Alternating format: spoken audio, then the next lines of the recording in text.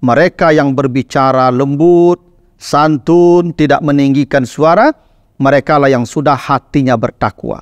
Mereka lah yang sudah lulus ujian ketakwaan. Jadi ujian ketakwaan itu bukan salat, bukan puasa, bukan haji, bukan umrah. Ujian ketakwaan itu adalah adab berbicara kepada orang. Mengurai rahasia Al-Quran melalui makna dan mabna.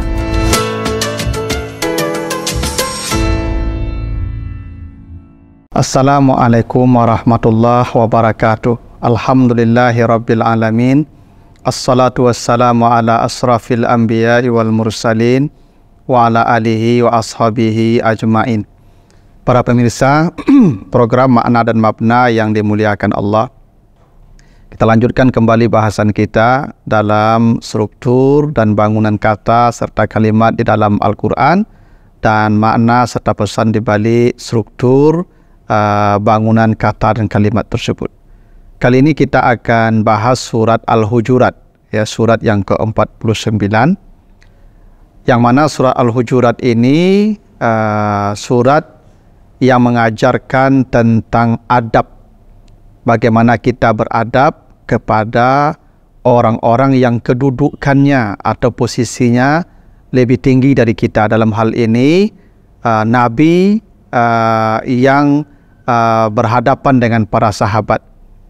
Allah mengajarkan bagaimana sahabat harus beradab kepada Nabi sebagai pemimpin mereka, sebagai imam mereka, sebagai guru mereka.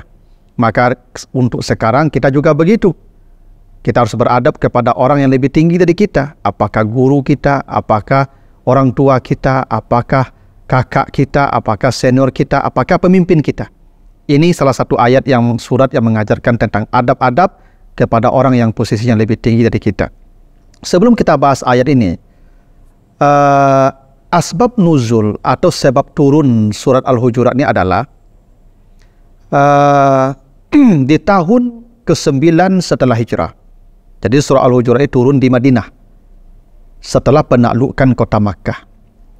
Di tahun ke-9, karena penaklukan kota Makkah itu tahun ke-8 setelah hijrah.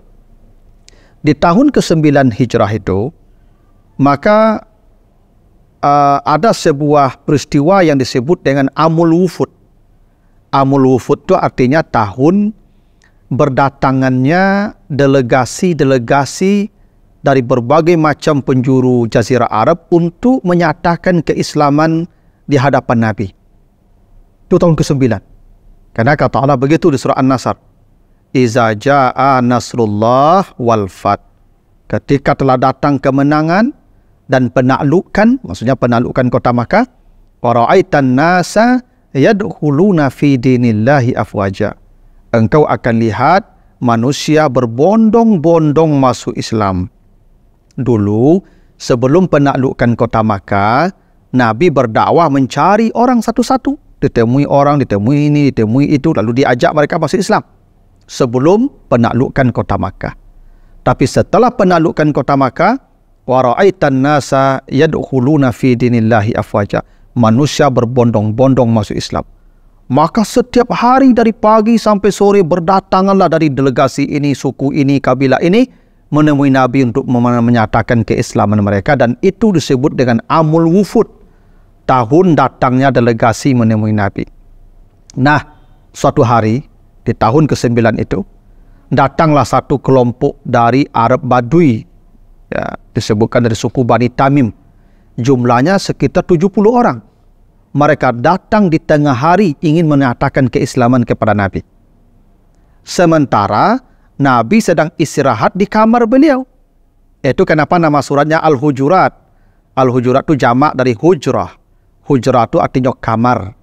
Kalau banyak kamar, hujurat, karena Nabi itu kamar beliau banyak sesuai dengan istri beliau yang jumlahnya 8. Maka kamar-kamar Nabi itu ada 8 yang berdekatan, yang dibatasi tembok-tembok saja. Maka itu disebut Al-Hujurat. Nabi sedang istirahat di kamar beliau di siang hari, karena Nabi biasanya siang itu istirahat. Nah, itu makanya kita dilarang bertamu, ya. Kita dilarang bertamu, ya, setelah salat zuhur. Kata Allah, hina tada'una siyabakum fin minaz zahirah. Dilarang kita datang ke rumah orang di waktu zuhur saat orang sedang istirahat atau membuka pakaiannya. Ini orang datang nih, satu kelompok, 70 orang. Maka salah satu dari mereka berteriak-teriak dari luar kamar itu. Namanya Aqra' bin Habas. Ya, atau Aqra' bin Habis. Dia berteriak-teriak, ya Muhammad, ukhrud ilaina. Namanya orang Badui begitu. Mereka tidak beradab. Manggil Nabi Muhammad itu tidak ada pakai nabinya. Ya Muhammad, ukhrud ilaina. Ya Muhammad, keluarlah, kami ingin bertemu, kami ingin bersahadat.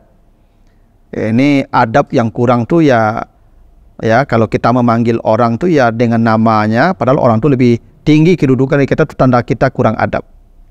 Makanya Allah mengajarkan kita beradab. Makanya Nabi dipanggil Allah bukan ya Muhammad, tidak pernah ya Muhammad. Ya ayuhan Nabi, ya ayuhar Rasul, ya ayuhal Muddassir, itu adab namanya.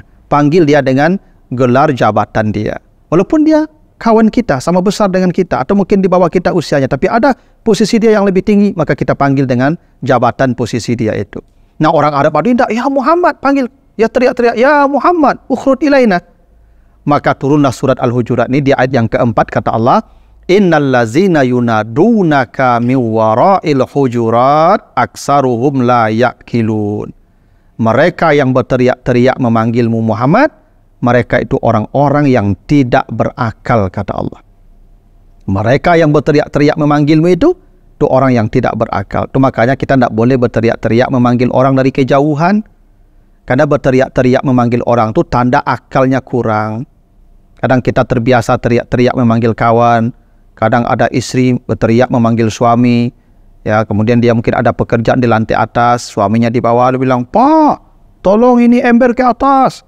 Itu kurang akal itu. Manusia yang berteriak itu kurang akal. Temui dia, bicara lambat-lambat, jangan berteriak-teriak. Nah, inilah asbab turunnya ayat ini. Nah, di sini banyak adab diajarkan oleh Allah kepada orang lebih tinggi dari kita. Pertama di ayat yang ke-1 kita lihat. Apa kata Allah? Ya ayyuhallazina amanu la tuqaddimu baina yadayillahi wa rasulih wattaqullah. Hai orang-orang yang beriman, jangan mendahului Allah dan Rasulnya, dan bertakwalah kepada Allah. Ini adab. Jangan mendahului. Mendahului bagaimana? Jangan mendahului keputusannya. Kalau Nabi tidak memutuskan sesuatu, jangan kita ambil keputusan yang berbeda atau yang belum diambil Nabi keputusan itu. Jangan mendahului jalannya. Jangan memotong pembicaraannya.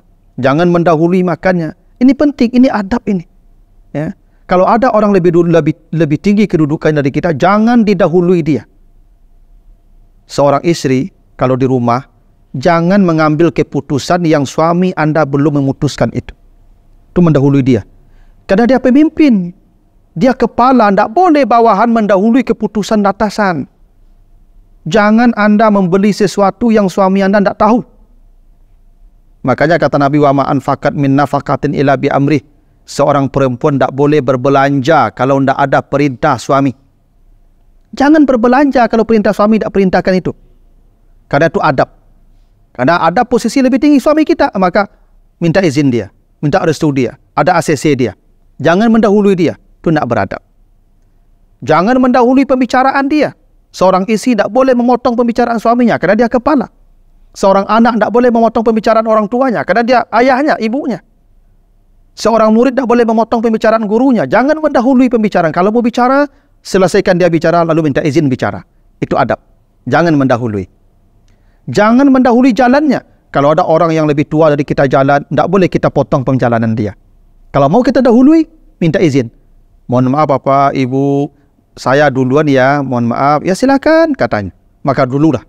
Tapi jangan mendahului dia. Para hadirin, kalau gubernur lewat di jalan, mobil BA1 lewat, itu mobilnya di depan atau di belakang? Di depan. Ada proyektor di depan tuh cari jalan. Tapi di belakang itu tidak boleh memotong mobil gubernur. Kenapa? Tidak boleh mendahului, tidak beradab. Mendahului makan juga tidak boleh. Maka kalau makan bersama, nenek, kakek dulu, nenek, baru kemudian ayah, ibu, kemudian kakak, baru yang paling kecil. Jangan yang paling kecil ngambil makanan duluan. Tidak beradab. Kalau ada makan bersama, Pak RW dulu kan. Pak RT kemudian warga belakangan. Kalau ada ustadz dulu kan. Begitu adab indahnya dalam Islam. Jangan mendahului orang yang posisinya lebih dulu dari kita, lebih tinggi dari kita. Itu tidak beradab. Makanya kata Allah, wattaqullah. Ketakwaan itu bukan dilihat berapa banyak salat sunatnya, berapa banyak puasa sunatnya. Ketakwaan itu adalah seberapa beradabnya dia dengan orang yang kedudukannya lebih tinggi dari dia. Itulah ketakwaan. Adab kepada orang yang posisinya lebih tinggi dari kita. Lalu kata Allah, ya ayyuhallazina amanu la tarfa'u aswatakum fawqa sautin nabi. Jangan kau tinggikan suaramu kalau bicara dengan Nabi. Tentu Nabi satu kasus saja. Suami, istri kalau bicara dengan suami, jangan suara istri diangkat melebihi suara suaminya. Tidak boleh, tidak beradab. Anak bicara dengan orang tua, jangan tinggikan nadanya. Murid kalau bicara dengan guru, jangan diangkat suaranya. Ini sekarang adab seperti yang sudah kurang ini. Tidak sedikit murid-murid sekarang malah memaki-maki gurunya. Mengangkat suara saja tidak boleh. Anda para istri, jangan bicara Anda lebih tinggi dari dada suami. Apalagi membentak suami. Apa persoalannya? Kata Allah, antahbata a'malukum wa antum la tash'urun. Kalau engkau meninggikan suara di depan orang yang lebih tinggi kedudukannya dari kita, amalmu hapus. Dan kamu tidak sadar kalau amalmu sudah hapus, kata Allah. Begitu hebatnya adab itu. Kalau suara kita angkat kepada orang yang lebih tinggi dari kita, apakah ayah kita, ibu kita, apakah suami kita, apakah itu guru kita, apakah orang yang usianya lebih tua dari kita bicara dengan mengangkat suara kepada mereka, amalmu hapus, kata Allah. Begitu kata Allah, antahbata a'malukum. Amalmu hapus. Wa antum la tas'urun, dan kamu tidak sadar kalau amalmu sudah hilang, kata Allah.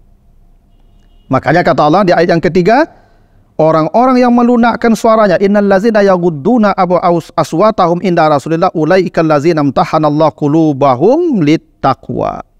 Mereka yang berbicara lembut, santun, tidak meninggikan suara, mereka lah yang sudah hatinya bertakwa. Mereka lah yang sudah lulus ujian ketakwaan. Jadi ujian ketakwaan itu bukan salat, bukan puasa, bukan haji, bukan umrah. Ujian ketakwaan itu adalah adab berbicara kepada orang.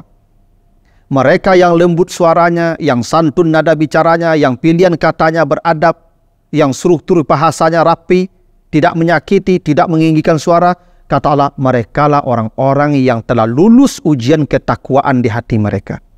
Begitu tingginya adab. Dan kata Allah, dia yang keempat tadi, mereka yang berteriak-teriak itu, aksaruhum la ya'qilun, itu tanda orang kurang akal. Itu makanya orang marah-marah, teriak-teriak bicara. Kenapa? Karena kurang akal. Kadang orang marah itu akalnya hilang. Kadang orang marah dikuasai setan. Kata Nabi begitu, al-ghadabu minas setan. Orang marah dikuasai setan. Dan setan merusak akal. Itu kenapa khamar disebut minuman setan, kadang merusak akal. Orang kalau bicara berteriak-teriak, maka dia kurang akal, kata Allah. Akalnya tidak sempurna. Dan menariknya begini, yang berteriak cuma satu orang ya, namanya Aqra bin Habis. Hanya satu orang yang berteriak-teriak dari jauh. Tapi Allah hukum semuanya kurang akal. Yunadunaka, innal lazina yunadunaka, allazina itu jama', plural, yunadunaka itu plural. Harusnya allazi yunadika, bukan yunaduna tapi yunadi. Kenapa? Karena yang berteriak kan cuma satu orang.